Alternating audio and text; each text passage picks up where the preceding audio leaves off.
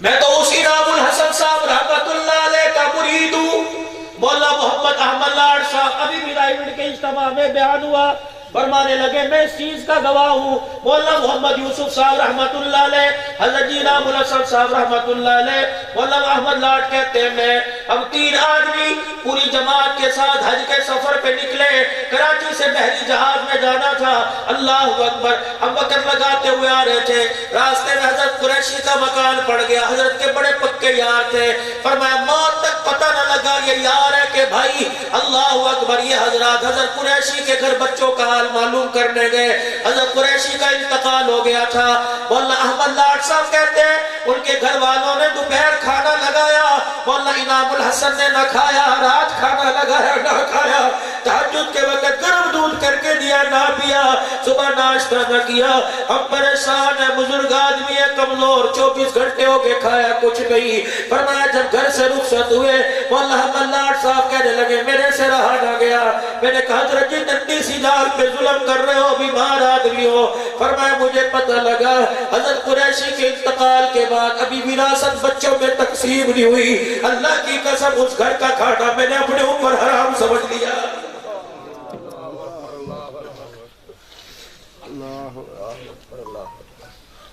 جو ظلم مرنے والے کے ساتھ کر رہے ہیں کل یہ ظلم تیری میری اولاد کے ساتھ کریں گے نا، پھر تجھے قبر میں چپ کرانے والا کوئی نہیں ہوگا. یوں نہیں پوچھتے بیٹے رو رو کے تیرے سر میں درد ہو گیا ہوگا، آجا سیدھے سے رکھ. پترہ کی کرنا ہے؟ کتنی دے گا پکائیے؟ چور کتھوں لے کے آئیے؟ لے اپنی بڑا پیسے لے کے آ. ماں کے پاس گیا اور جا کے امی کے پاس کھڑا ہوا. امی چاچا تایا مامو سارے باہر بیٹھے نے، کہتے 50,000 روپے کڈو. اماں کہتی اس چاچے کو اس تائے اندھے کو پتہ نہیں تیرا باپ تو پہلے 50,000 کا مقروض ہو کے مرا. جب اسے ہارٹ اٹیک ہوا تھا ڈاکٹر نے نسخہ نہیں لکھا تھا، کہہ رہے تھے پیسے لے کے آ. میں لوگوں کے سامنے اپنا زیور گروی رکھ کے آئی، تب 50,000 روپے لے کے آئی. کہاں سے لاؤں؟ اماں ناک کٹ جائے گی، اس ناک نے تو میرا غرق کر دیا. اماں نے دوپٹے کے کونے کی طرف ہاتھ ڈال کر یوں کر کے گرا کھولی. اتنی سی چابی دی کہ تیرا باپ 20-20 کلو تگاریاں ساری عمر اٹھاتا رہا. ان 5 بچیوں کی بالیاں جہیز کی بنا کے گیا. اب میں کل خانی کروں یا اس کی شادی کروں؟ جا وہاں سے لے لے یا کسی کو جا کے بیچا. روٹی کھانے والوں، زردہ پلاؤ کھانے والوں، مجھے بتاؤ تو صحیح کبھی تم نے یتیم سے پوچھا ابا تو مقروض ہو کے مرا، بتاؤ پڑاچ دیگوں کا پیسہ کہاں سے آیا؟ خدا پاک کی قسم جب وہ تمہیں بتائے گا بہن کی بالیاں بیچ کے باپ کی خلخاٹی کی، مجھے ایمانداری سے بتاؤ قبلی والا راضی ہوگا کہ ناراض ہوگا؟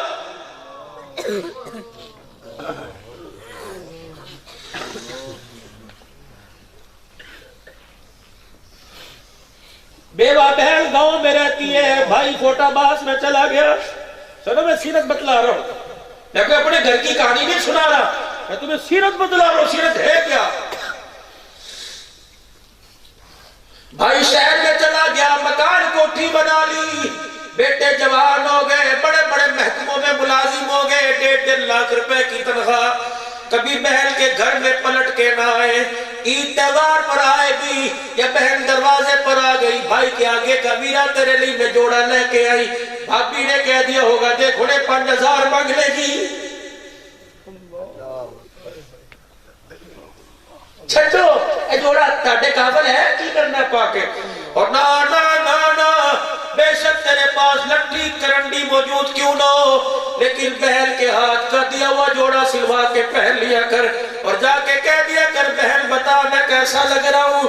رب کائنات کی قسم جب وہ ہاتھ اٹھا کے تیرے کپڑے دیکھ کے دعا کرے گی، اللہ اکبر، دعا وہ کرے گی اس کی دعا پر آمین کہنے کے لیے آسمان کے فرشتے آ جائیں گے.